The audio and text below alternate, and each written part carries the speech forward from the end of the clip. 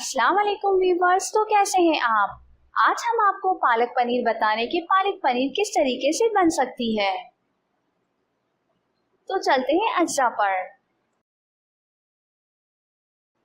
पालक उबली हुई 1 प्याली, शलजम 1 अदद, हरी मिर्ची 2 अदद,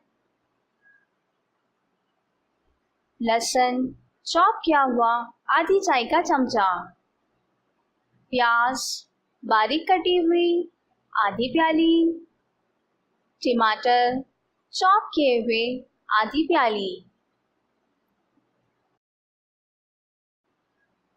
हरी मिर्ची बारीक कटी हुई 1 खाने का चमचा, टमाटर का पेस्ट 1 खाने का चमचा, कुटी हुई लाल मिर्च आधी खाने का चमचा,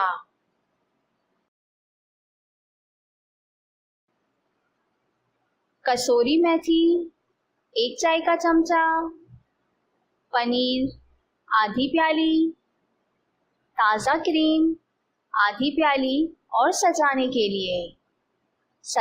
लिए आप थोड़ी सी इस्तेमाल कर सकते हैं। नमक हस्बे जायका, मक्खन 2 खाने के चमचे, घी आधी प्याली। अब चलते हैं तरकीब की तरफ। सबसे पहले शलजम को हरी मिर्चों के साथ उबाल लें। ब्लेंडर में शलजम, पालक और हरी मिर्चें मिलाकर पीस लें। देगची में घी गरम करके लहसुन, प्याज और टमाटर भून लें। लहसुन, प्याज और टमाटर इन सब को एक साथ भूनना है। फिर इसमें पिसा हुआ आमेज़ा, लाल मिर्च, टमाटर पेस्ट और नमक मिलाकर घी ऊपर आ जाने तक भुनें। जब आपको ऐसा लगे कि घी ऊपर आ चुका है, फिर क्रीम और मक्खन मिलाकर दम पर रख दें।